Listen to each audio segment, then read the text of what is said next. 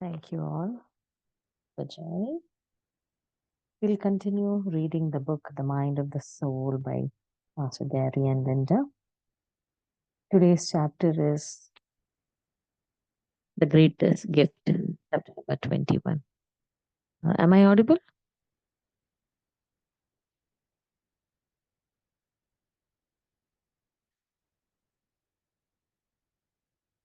Here the Yes, author. Yeah, yes, thank you, thank you. In this chapter, author says we regarding the personality, frightened parts. I think we are familiar with the frightened part word after reading the chapters. So he says the parts of your personality that are frightened hoard anything they feel will benefit themselves, whether it is knowledge, affection, food, anything. So what happens is we have a fear of not having enough. Okay. For example, we don't have enough time to complete a project. So we become angry when interrupted. Or if we don't have enough affection. So we become jealous when others receive it. The scarcity they fear is not in the future, but in the present. For example, animals, they store food for winter. They do not store more than they need. But we accumulate for the future, but our needs appear to grow continually. And when we accumulate continually, it appears inadequate. So, what is the solution? The solution is not to increase our accumulation, but to assess more accurately what is needed.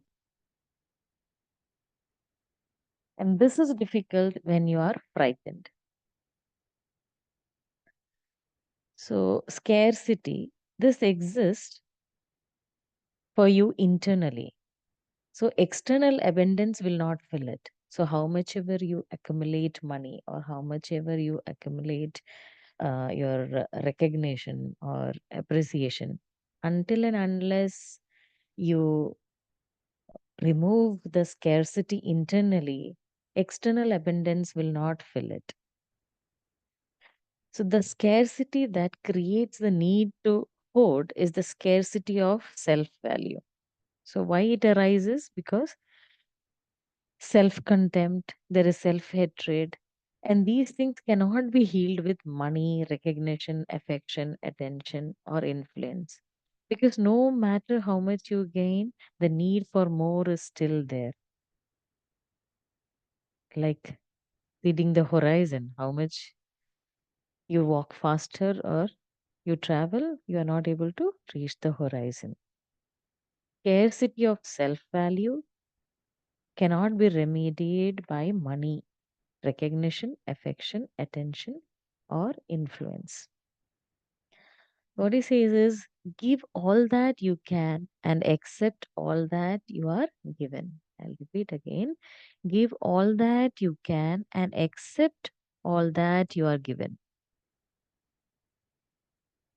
So, internal abundance is realizing you are worthy of your life, recognizing the potential for spiritual growth your struggles offer you, and trusting the universe. Very good line. So, whatever struggles we get in our life, we have to recognize that this is the potential for our spiritual growth, and we trust the universe. In this way, we will, increase our internal abundance.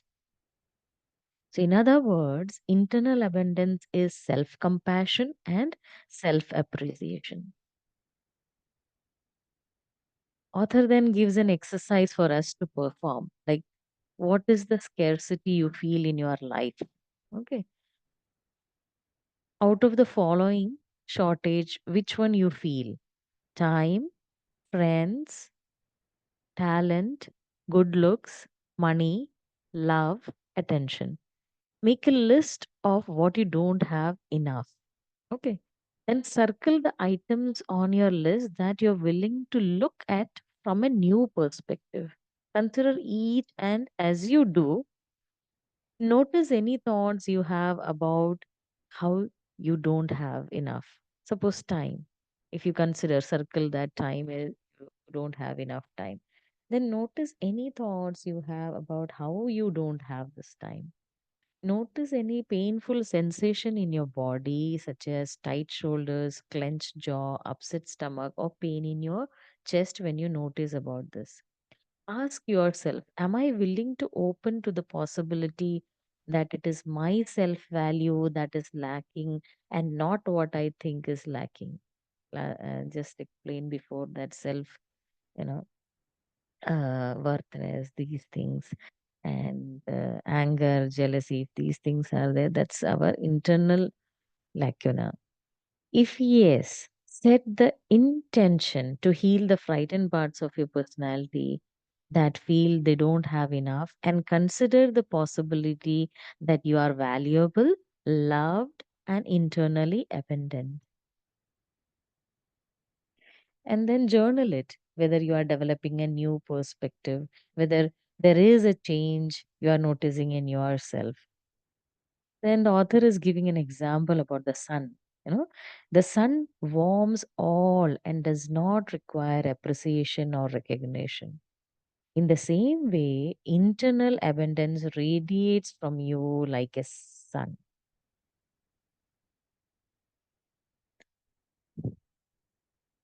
Then, if someone says that I have enough to feed 100 people for 100 years, it's a hoarding. Okay. So, the main intention is not to help others, but to help himself or herself. Okay.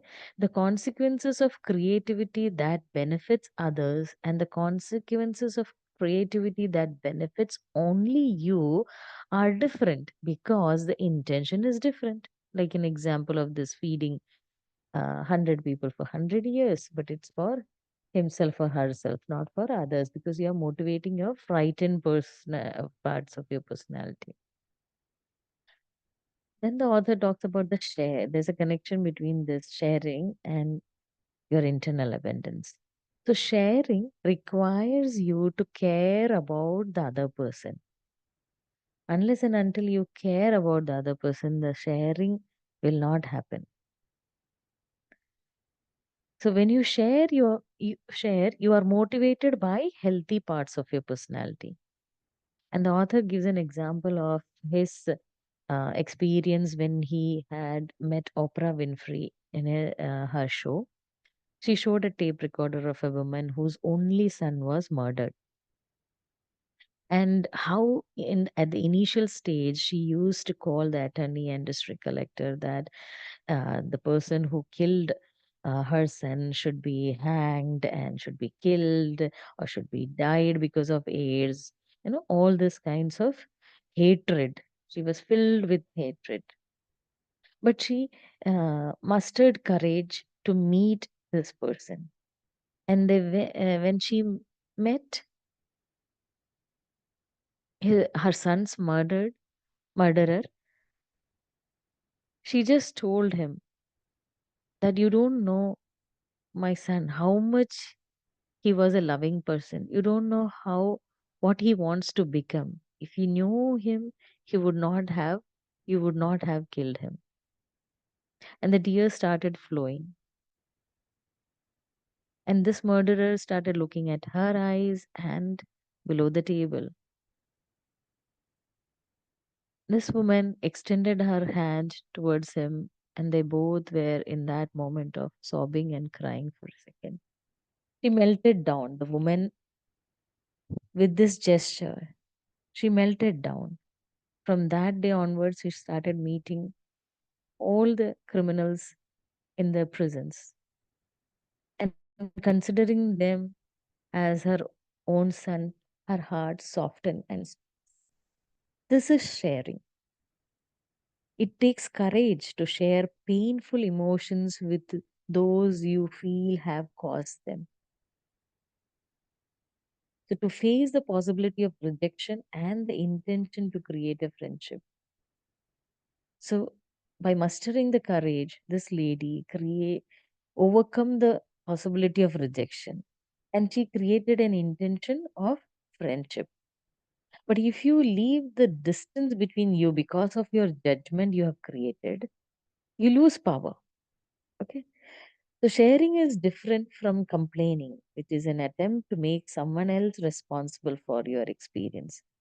So in the initial, how she blamed, you know, and the murderer, and started calling district attorney and warden to, for killing.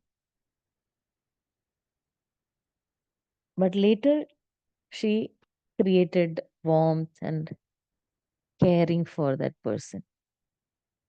So sharing is a communication with the intention to heal yourself, create constructively, and come closer to another individual.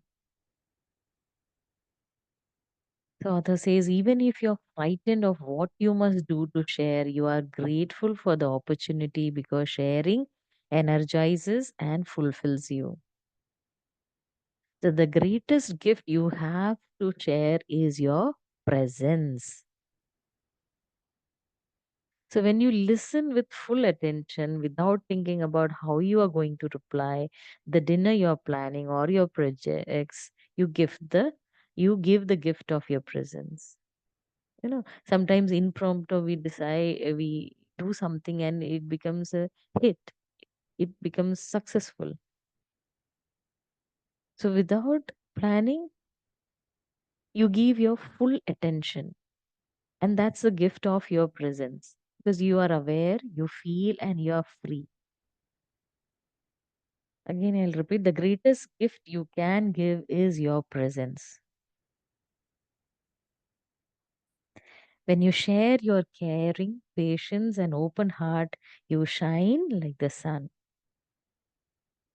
Once again, when you share your caring, patience, and open heart, you shine like the sun. And this is how your soul wants to share. This completes the chapter gift. If anyone wants to share their experience or input, please feel free to unmute yourself.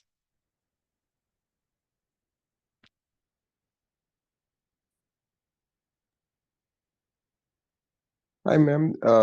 My name is Gagan. Yes, go ahead. Just in that chapter, you see that right after that greatest gift you can give is your presence, right? Mm-hmm. You see that line, the more you share, the more you have to share. Yes, yes, yes. Uh, I mean, did you get what the author was trying to say there?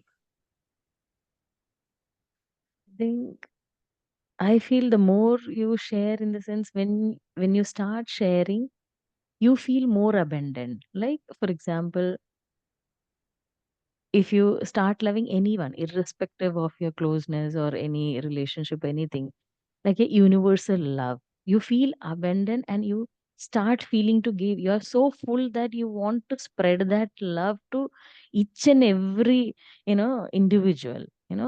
That is what I understood from this. Like you are so full, so abundant that you just want to spread that, you want to share it continuously, you know like a Akshay Patra, you see. That's what my understanding. If anyone wants to add, can add. Does it make sense, or you have any Yeah, perspective you can no, share? yeah, yeah, that is definitely one angle to look at it. But I was wondering why he wrote the more you have to share. It's more like uh, Mm-hmm. that have is not something I'm not able to. Mm-hmm. Maybe he has another book also, the seat of the soul.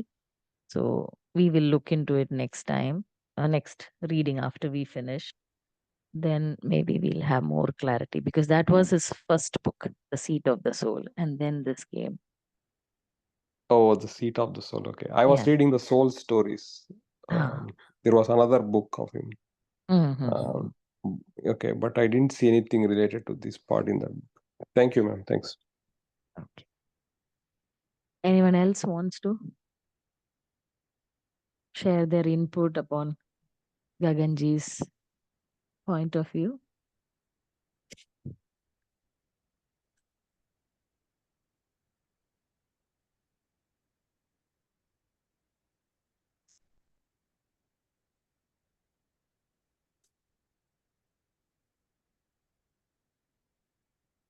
If there are no more sharing, Shall we end the session? Thank you all for joining and sharing your energies. It was a wonderful meditation. Thank you all. Thank you. Thanks. We'll meet in the next day.